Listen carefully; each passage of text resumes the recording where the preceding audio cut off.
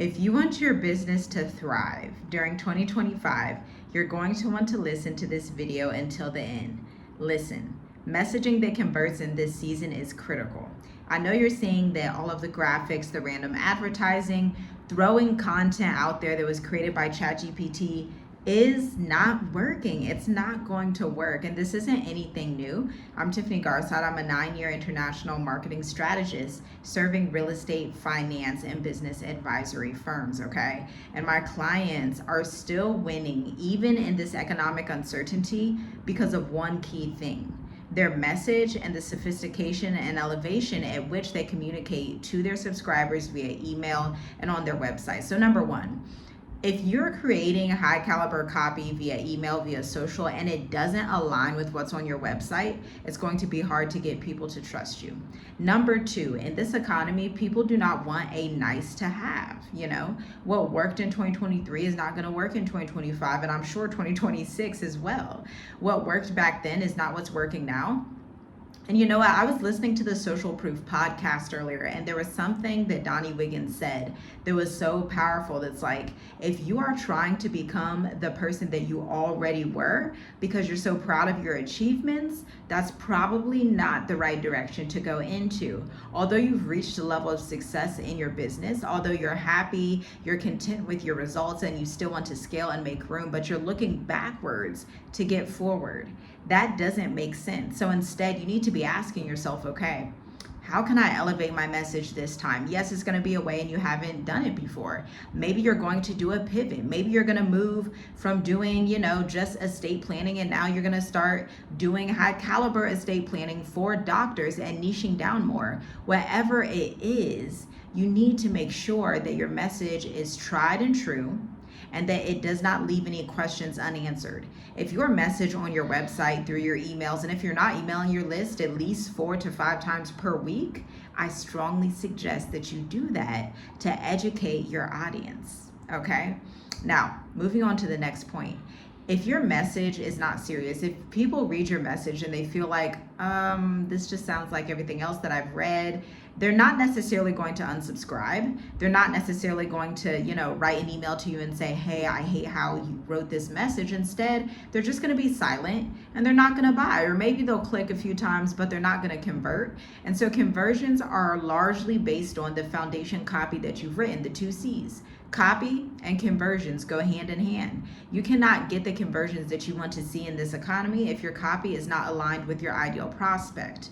Now, when I work with clients inside of Magnetic Emails, which is my bespoke signature program, a done-for-you service, we go through a 20-question framework. And yes, it seems lengthy during the kickoff call, where we're sitting there for 90 minutes. I'm repeatedly asking these questions like, hey, what frustrates your audience? What frustrates you? What makes you happy about your industry? What do you not align with about your industry? What are the pain points your audience is going through? And then once you list those and bullet those down on a list, then I'm going to ask, okay, now what emotions do they experience while they're going through those pain points after they work with you 6, 12, 18, 24 months down the line? We need to be this detailed and this specific in this economy if we want our unique selling proposition to stand out.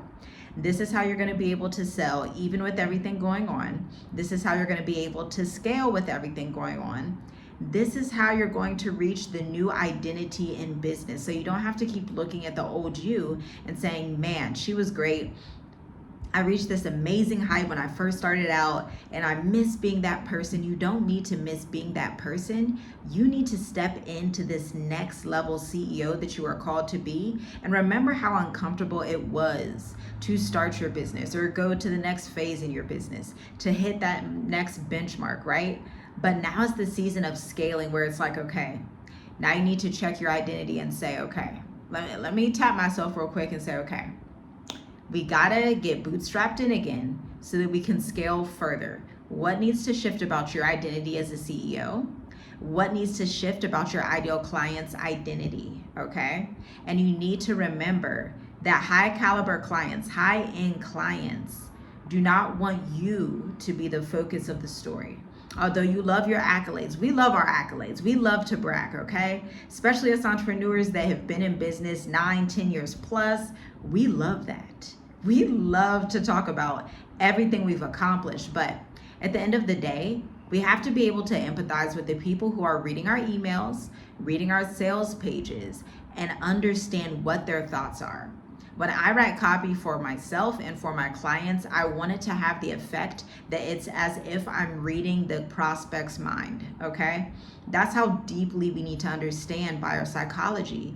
And the only way to do that is if you're paying attention to your sales calls, you're paying attention to the current clients you have and the things they say, or you're paying attention to testimonials. This is something I do for one of my favorite clients. We do testimonials like every other day, and I will go through and write case studies out of each testimonial. And when I say case studies, not just copy and pasting and saying, hey, this person said this, but setting the context, like set up the real story brand, set up the actual framework for this testimonial. So start with where they were 3 months ago, where they were 2 months ago, where they were right before working with you, what room were they at, were they in their office, were they downtown, how did they get in touch with you? Like, help people go to the extra level of trying to understand who you are and what you do. Like, it's gonna require that extra level. But at this rate, you have to answer this question for yourself, because I can't answer this for you.